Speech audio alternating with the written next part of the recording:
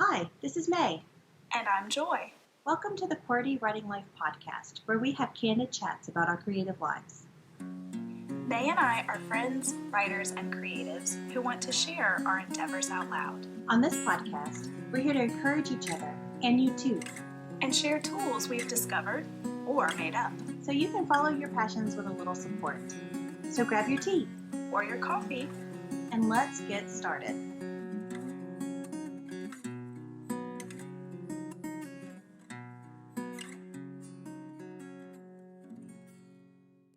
Hello, everyone, and it is another week. Hello, and happy holidays. Yes. We are so happy to be here with you on this Christmas season and this holiday season, and we are going to talk particularly about creating during the holidays. But before we do that, let's talk about our creative weeks. Joy, what did you do? Okay, so I've had a couple of things that I've been working on a lot over the last few weeks. One are a lot of graphics that we've been making to put out with the book and other things too, which is a lot of fun. It's fun to play around with that kind of stuff. But also I've been working on my publication schedule for next year, and that takes some creativity. You know, you have to think through months and, okay, how long does it take to do this? And well, when do I want to reveal my new cover? And, you know, all these fun little things that go along with putting books out. And so thinking about that in a creative way, all of the kind of mundane tasks, but putting them into kind of a creative way to get it all done. So that's my creative week. So what about you? Yeah. I have been doing revisions on my fiction novel, and it's been really fun. I'm really enjoying seeing it all come together, and it's so much better than it was 2 weeks ago. So very excited about that. I also did a little bit of alcohol ink art, and everybody who's listening, Joy's doing like heart symbols with her hands. It's like sign language of love, and it's really fun to watch and see all of the support coming from my friend over there. I'm so proud of you. Thank you. Plus, I'm also slightly selfish because I just really want to read the whole thing. So there's that too. You just wait, you. And I did do a little bit of alcohol ink art this week as well, and that's always a lot of fun to finishing up some projects. It's been good. Yay. Finishing is always wonderful because there's just, beginnings are wonderful, but you know what? Yeah, when you accomplish something that you set out, a task, it's something pretty special. And you get to do other things too, like when you finish a book and your publishing company uploads it and it's everywhere in the world, you get to set up an author page on Amazon and Goodreads, which is so much fun, by the way, to be able to like see those things and like see your author ranking. It doesn't matter that it's 6 digits. It just matters that it's there, you know? So exactly. It's been a big week for me. So exciting. Love it. It is very exciting. And just to be able to like see all these things happen is kind of a dream. It's a bit of a dream. So you're living the dream, girl. Living the dream. Isn't that it? You hear that all of the time, but like when you're actually doing it, it's just you just feel humble and grateful, and you just keep trucking. Yeah. It feels surreal, right? Like that was really kind of the word for me with my first. It was just like, this is just so surreal. Like I just can't even. It's not fully sinking in. Yeah, and I even like hold it in my hands, and it's still, I don't know. Even though I'm touching it and it has my name on it and stuff, it still is. It feels weird, but it's there and it is real, and I'll feel that way soon, I'm sure. So, but today we are going to be talking about our creativity over the holidays, and that didn't really have a transition at all, but I just wanted to go ahead and start because I felt a little awkward talking about me. So there's a couple of things that I just wanted to talk about before we get into the little tips and tricks that I have. And the first thing is that we hope that you recognize that creating doesn't have to be in the form that is your creative wheelhouse, like your super duper passion. You can, of course, create over the holidays in your super duper passion wheelhouse if you wanted to, but you could also try something new, and that could be a lot of fun as well. And so the thing that you want to do first is to define how you want to create over the holidays, which actually takes that little disclaimer into effect. So, do you want to create in a medium that you're familiar with, or in a medium that you're not familiar with? Maybe you set aside your everyday creative projects and decide to go into something holiday specific. So if you celebrate Christmas, then you are making nativities and you are doing, I don't know, footprint Santa sleighs and reindeer and stuff. Like people do this. It's true. There are actually like Christmas specific crafts that you can do with your hands and your feet, and but you could do that, or you could even do like a smaller adventure project. So if you've always wanted to learn how to crochet, man, now's the time to do it. Grab some beginner YouTube videos and some yarn and some needles and just go after it, dude. It can be fun. So maybe you're so goal oriented during the rest of the year that you give yourself permission to refill your creative safe place with inspiration by creating as the ideas come to you. So maybe you don't have a plan, but you just kind of spontaneously impromptu create things, and that could be really nice and refreshing. That sounds fun. Maybe you're, doesn't it? Right? Like I just all of a sudden want to do something. So of course, like the other side of me, the side of me that's like really is okay. I'm more of like the Pinterest fail mom. Okay, let me just put that out there. So like that side of me is showing me visions of glitter just flying and going everywhere. And yeah, I don't like glitter. Anyway. Well, you don't have to buy glitter. Just don't create with glitter. Do something different. True. No glitter. Glitter's not allowed in my house, actually. Are you serious? You're poor kids. Yeah, especially my daughter, bless her heart. She loves it, and I'm horrible. I'm the mean mom. Oh, Allie's getting some glitter for Christmas for May. Oh, you better not. I know where you live. I'm the fun aunt, so I get to do what I want. So. I'll ship her up there for a week. Y'all can glitter all to your heart's content. See, we'll just glitter on the porch. See, that's what you do. You glitter outside. And so the rain washes it away. You can shake it off before you come inside. It's all good. It's all good. So also maybe you're not so goal oriented and you make it a point to focus on your priority project while everyone is distracted by lights and tinsel. That could be a fun thing. So maybe you're an impromptu creator throughout the year and you decide to make a plan for the holiday season. It could work. But we also need to be realistic. So if you want to write a full length novel over the Christmas break, probably not going to happen, guys. So let's just admit that, adjust the goal, and avoid disappointment, stress, and frustration. Yeah. So true. Yeah. Sweet. Okay, so now we know how we want to create and what we want to create. Now we got to make a plan to actually do that, right, guys? So I have 3 suggestions for you that may or may not work. You also might need to tweak them. You also may need to tweak them to your situation that you have going on there. So these are all dependent upon if you are going someplace that is crowd-centric for your holiday celebrations. So the first thing that you could do is get sneaky. You can store some of your art supplies in random places around the house. So I'm thinking like the pantry, bathrooms, bedrooms, carport. So anywhere that you go in order to get away from the crowds, you will have something there that you can create with.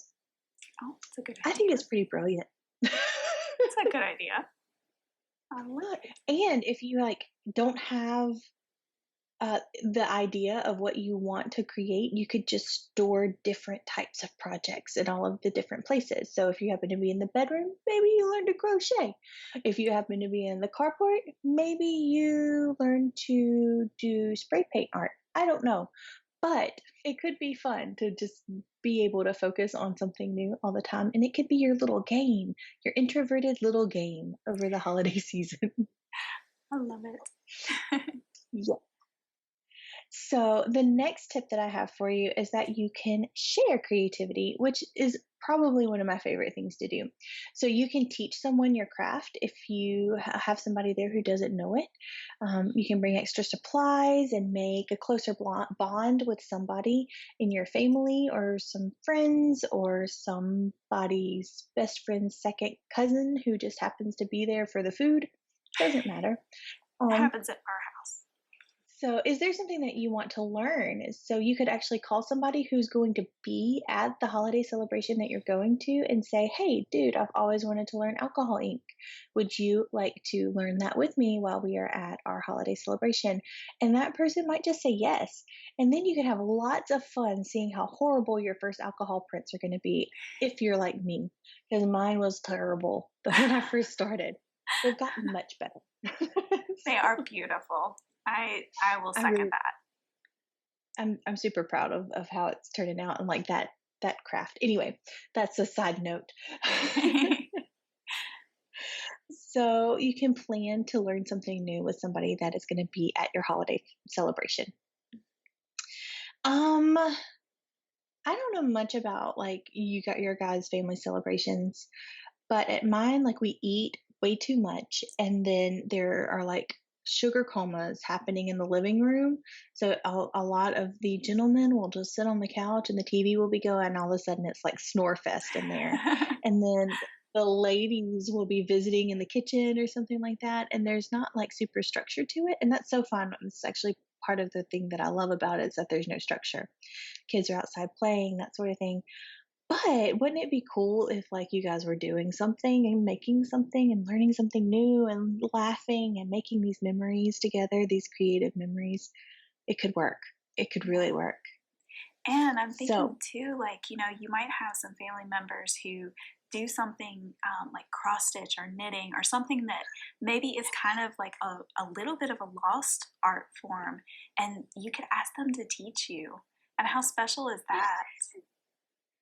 that is I'm so glad you said that because that would be amazing. And then they could come knowing that they're going to be sharing that. And they could bring their supplies. It could be this wonderful learning moment. Oh, I can see it in my head. It's like a Hallmark commercial. It's I brilliant. know. I'm So, envisioning so all good. I'm these so little glad you brought that up. ladies like all sitting around making quilt squares and then having like this quilt at the end and like making it like a tradition every year. Like you make a quilt together. Like Yeah. how cool would that be? Yeah, it's like Auntie Edna's turn to bring a craft. Like, I mean, it's so cool, right? Yeah. Um, I love that. I love that so much. And it's also a cool way too for the younger people to have an influence on older people. So there might be a newer creative medium that older people don't know yet, and they can learn that. Right. And I keep bringing up alcohol ink. It's just something I've been working with this week. But I mean, that would be a really fun thing that, some of the adults could do and the kids could teach them. So, That's a great yeah, idea. that would be, yeah, let's share that. Let's share all of that creativity, bring us all together. Let's have real conversations away from our screens Mm. and learn about the people who we love. Did you want to talk a little bit about having your kids at home? Yeah, when you were talking about sharing this creative thing, those of us who have kids, that's definitely, kind of a built in little group of people that you can share that with, just not even so much just on like that day when you're all together, but throughout the holidays as they're off of school. Because at homeschool, I sometimes forget that, a lot of times it's this whole, oh, but my kids are out of school and I have to entertain them and I can't do anything creative. It's like all these woes. And I'm like, well, my kids are with me 24/7, 365. So, like, I get you. It's just, I get you every day. But And a positive spin on that is that they're a captive audience. there you So you get go. to try out all kinds of things. Exactly. Exactly. So there's that. Um, so, for me, like, I'm thinking about, okay, so in theory, this should be an easier time for me to actually do some extra creative things because I shouldn't be having to plan lessons and teach lessons and grade lessons every day, right? Okay. But my kids really thrive on that schedule of having school and knowing what's expected of them and knowing that they have to accomplish these things throughout the day. So it ups the volume on the whining and the I'm bored and all these kind of things. So what I'm thinking about this year is, yes, I have my plans and I have my creative plans that I want to accomplish over this time. But I also want to try to come up with some creative things that they'll enjoy that they can do while I'm doing that. So there's that part where we're each doing our creative things at the same time. Then I also want to, as I plan out my creative things, I want to plan time for us to do something creative together and go ahead and schedule it. And for my kids, like just the promise of, okay, on Monday we're all going to sit down and we're going to do this together. That really really takes the whining down and the complaining down. So I know it works for my kids. Yeah, I think that the schedule and the promise of something works for my kids as well. So, and also, I mean, we're talking about memories and stuff too, as far as like sharing these creative passions with each other. So we can do that with our kids too. And it's such an accomplished feeling, I think, whenever we see our kids do something that models our creative passions. That's the So my thing. 7-year-old will write, yeah, it's so cool. So my 7-year-old will write like comic books and things like that because he knows that I write books, and it's just, I don't know, it's heartwarming, and I love it. I love being his role model. So yeah, we can share all kinds of things with them, and if we just grasp the time that we're given, especially on the holiday season. So my next tip is shift work.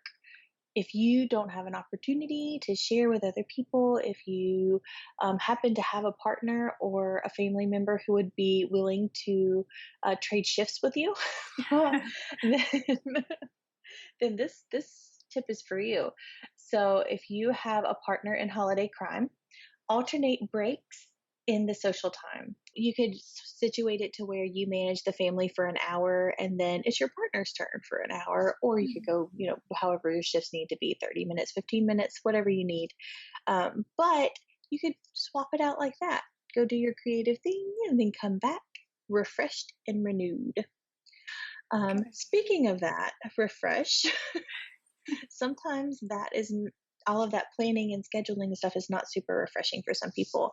And you might be the kind of person who is always on the go, who's going from one professional thing to one personal thing to one creative thing all the time. And I just want to say right now that you may actually need some refresh time instead of creative time over the holidays.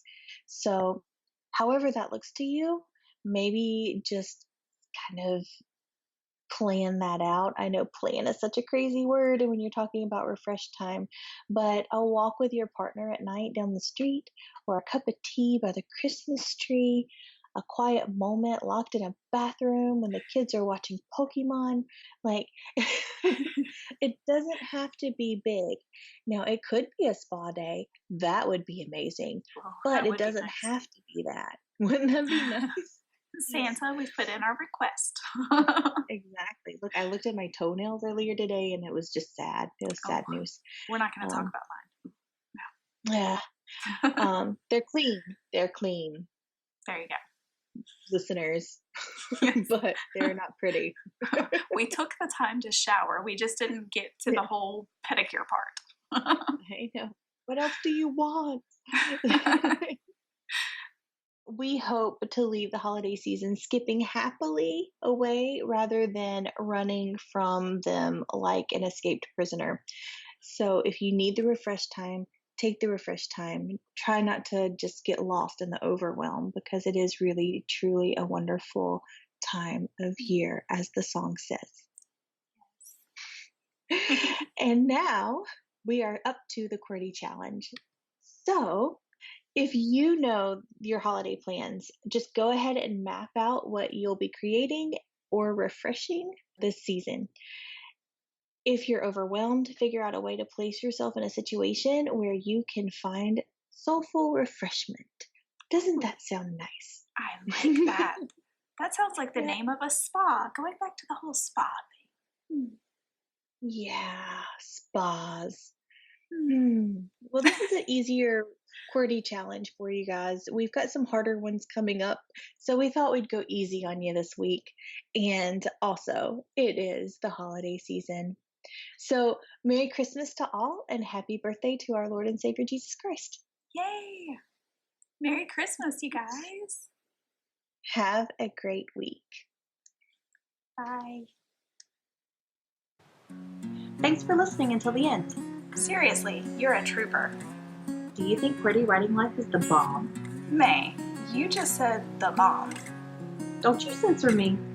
If you think QWERTY Writing Life rocks ice for real, Oh my word. please rate, review, and share us with others. If you have questions about this week's episode or want to start a conversation, you can reach us by visiting QWERTYWritingLife.podbean.com. We'll be back next week with more candid chats for you.